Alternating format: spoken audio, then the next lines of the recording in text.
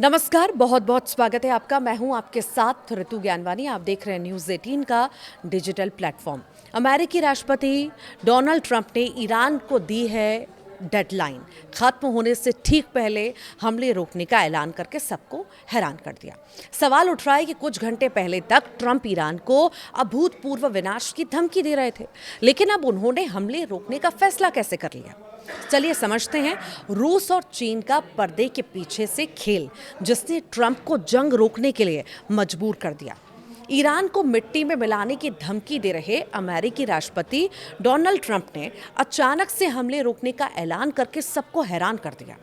मंगलवार रात 8 बजे भारतीय समय अनुसार बुधवार सुबह 5:30 बजे की हेडलाइन खत्म होने के साथ ही जब ईरान पर अमेरिका हमलों को लेकर दुनिया भर की चिंता बढ़ी हुई थी, ठीक उसी वक्त ट्रंप ने 2 हफ्ते के सीज फायर का ऐलान कर दिया। उन्होंने ईरान की 10 सूत्रीय प्रस्ताव को कार्य करने योग्य आधार बताते हुए स्थायी शांति समझौते की बातचीत शुरू करने का संकेत दे दिया।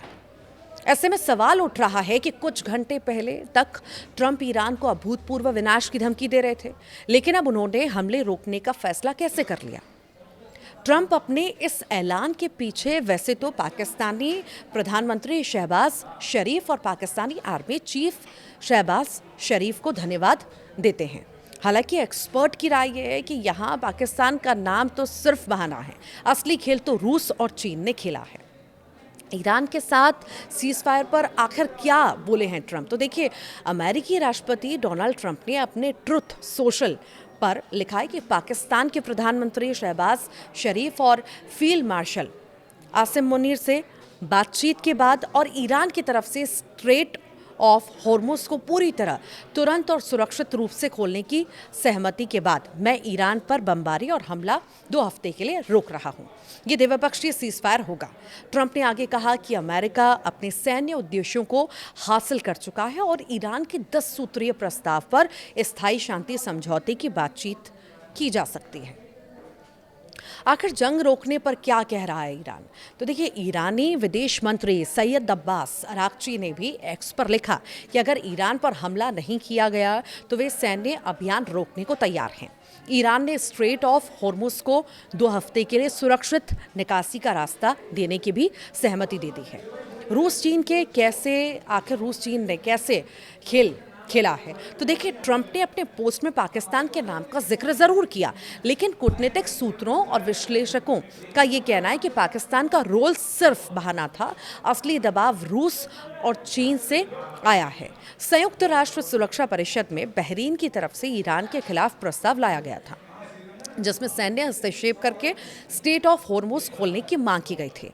हालांकि रूस और चीन ने इस पर वीटो कर दिया। 15 सदस्यीय सुरक्षा परिषद में इस प्रस्ताव पर 11 वोट पक्ष में, जबकि 2 रूस और चीन वोट विरोध में पड़े हैं। वहीं पाकिस्तान और कोलंबिया ने वोटिंग में हिस्सा नहीं लिया। रूस के राजदूत वासिली नेमेजिया ने कहा कि प्रस्ताव मूल रूप से गलत और खतरनाक है, क्योंकि उसमें ईरान पर किए गए अमेरिका और इजराइल के अवैध हमलों का जिक्र तक नहीं था। चीन के राजदूत फू कोंग ने कहा कि प्रस्ताव संघर्ष की जड़ों और पूरी तस्वीर को संतुलित तरीके से नहीं दर्शाता। दोनों देशों ने स्पष्ट संकेत दिया कि अगर ईरान पर हमले जारी रहे तो वैश्विक ऊर्जा बाजार पूरी तरह से बिगड़ जाएगा। स्ट्रेट ऑफ हॉर्मुज बंद होने की आशंका से तेल की कीमतें पहले ही आसमान छू रही थी। रूस और चीन ने ट्रंप को ये समझाया कि 2 हफ्ते का सीज फायर दोनों पक्षों के लिए बेहतर विकल्प है। ट्रंप की मजबूरी आखिर क्या बन गई थी, देखिए, ट्रंप ने अपने पोस्ट में दावा किया कि अमेरिका ने अपने सैन्य उद्देश्यों को हासिल कर लिया है, लेकिन वास्तविकता यह है कि ईरान पर लगातार हमलों के बावजूद अमेरिका को ईरानी प्रतिरोध का सामना करना पड़ रहा था। साथ ही रूस चीन का वीटो वैश्विक तेल बाजार में उथल पुथल और घरेलू विदेशी दबाव में ट्रंप को पीछे हटने पर मजबूर कर रहा था। अब वे इसे शांति की दिशा में बड़ा कदम बता रहे हैं। चीन रूस की ये दोहरी रणनीति नजर आई है। देखिए, संयुक्त राष्ट्र में वीटो करके ईरान को मजबूत संदेश दिया, ट्रंप पर गुप्त कूटनीतिक दबाव बनाकर पहले रोकने के लिए मजबूर किया। ईरान जंग के दौरान ताइवान और दक्षिण चीन सागर जैसे मुद्दों पर भी अमेरिका का ध्यान बांटने की कोशिश की गई। तो पाकिस्तान का नाम लेकर ट्रंप ने जो सीज़फायर घोषित किया, उसका असली कारण पाकिस्तान नहीं बल्कि रूस और चीन का कूटनीतिक दबाव और वीटो था। ईरान जंग के बीच चीन और रूस ने मिलकर एक ऐसा खेल खेला कि ट्रंप को हमले रोकने ही पड़े। और 2 हफ्ते का ये सीज़ फायर स्थायी शांति की ओर पहला कदम हो सकता है, या फिर बस एक अस्थायी सांस लेने का मौका। दुनिया अब देख रही है अगले 2 हफ्तों में आखिर क्या होता है।